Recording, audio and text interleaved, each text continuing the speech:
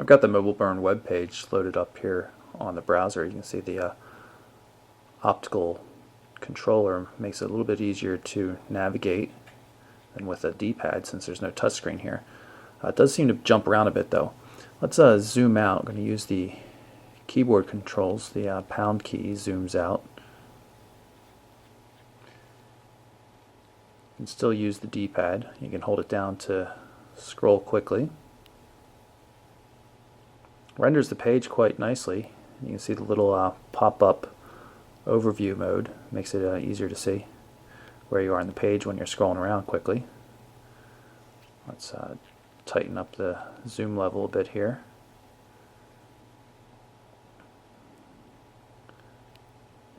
And click through.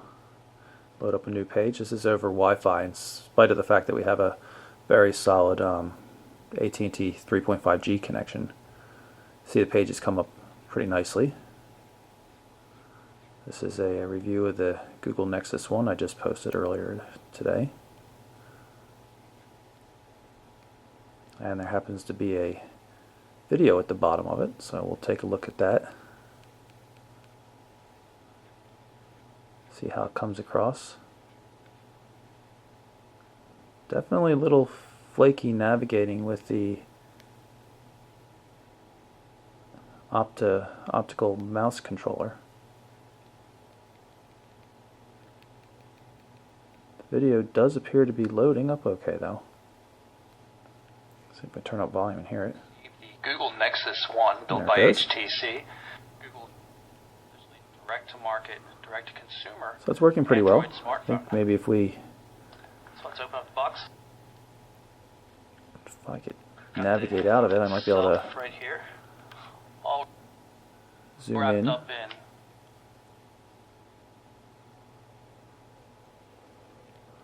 I just loaded it This is Michael Orl of MobileBurn.com, and we just on the received Google site, Google Nexus or the YouTube One, site built by rather. HTC. Just trying to get a full screen. Google's There we go. First, Finally got the full direct to screen. market, direct to consumer Android smartphone.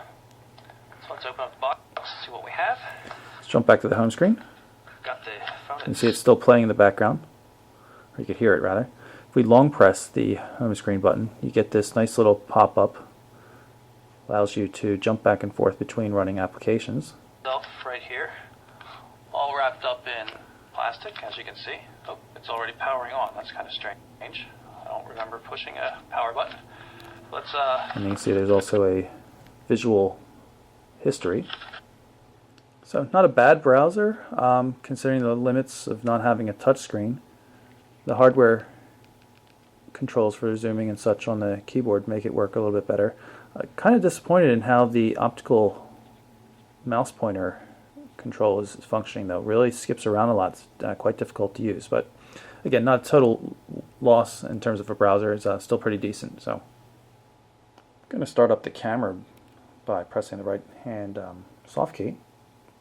5 megapixel autofocus camera. There's no dedicated shutter button though, but Nokia has cleverly used the optical D-pad in the center of the controller here. So as soon as you sit your finger on it, it automatically focuses.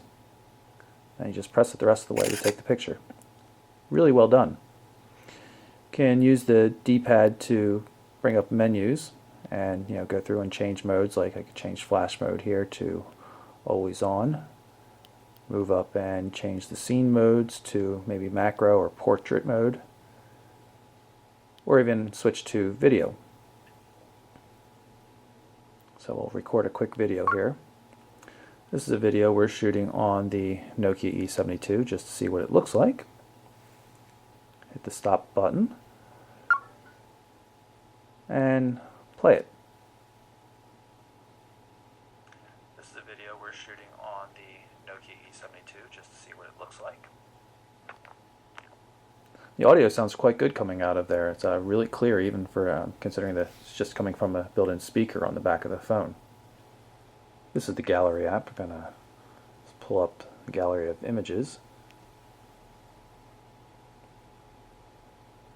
Looks like there's some test items on there.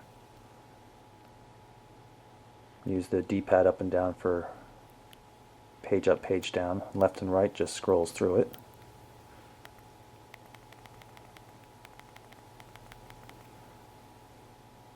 Nicely done visually. Tap on one to see it full screen. And you can still move back and forth between the images with the D-pad.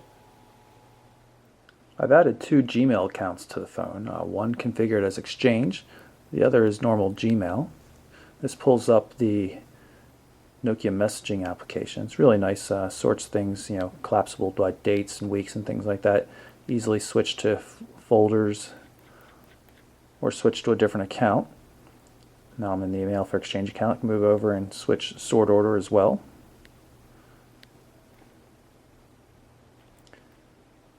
Pull up the message. It's a very simple message from Facebook just saying I need to respond to people. Some of the cool options here.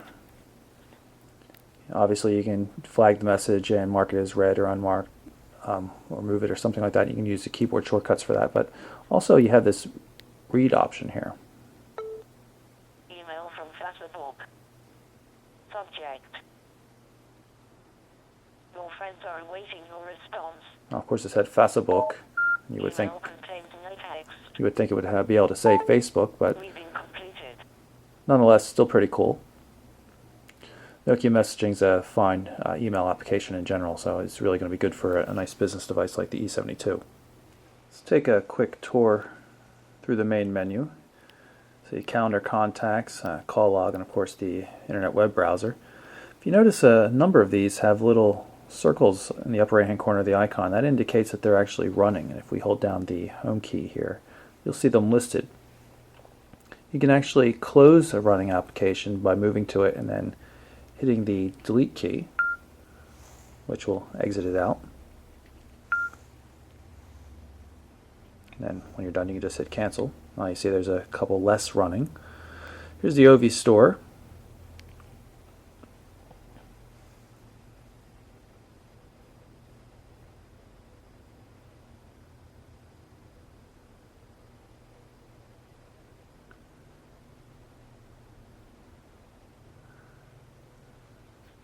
Have to download and install it the first time through, which is kind of annoying.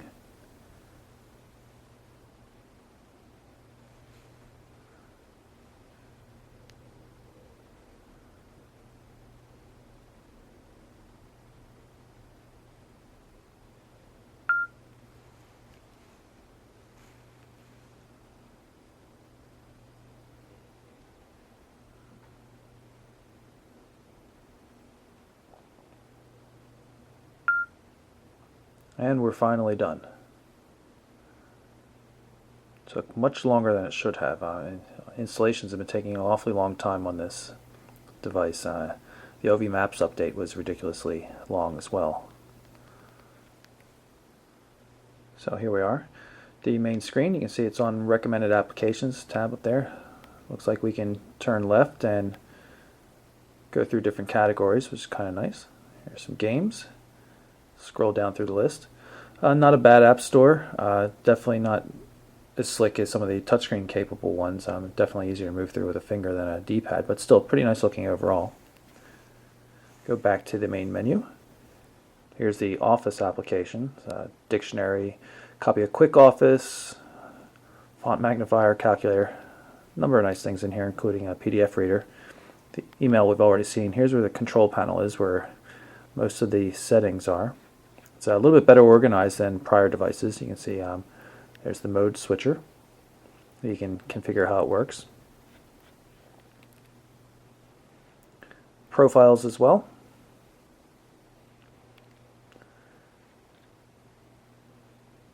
And themes. And of course there's themes that you can set for both different switch modes. You can change the menu view. Right now we're on the grid view. You could also change that to a list if you wanted to. There's a active standby theme is what we've been using. There's a basic theme, older looking, and then of course a talking theme. Let's activate that and see what that looks like.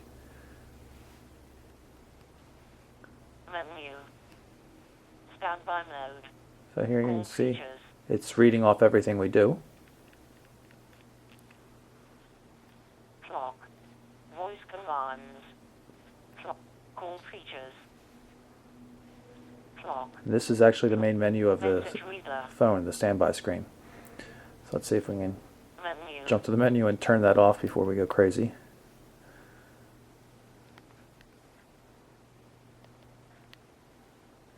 And put that back to active standby. And there we are.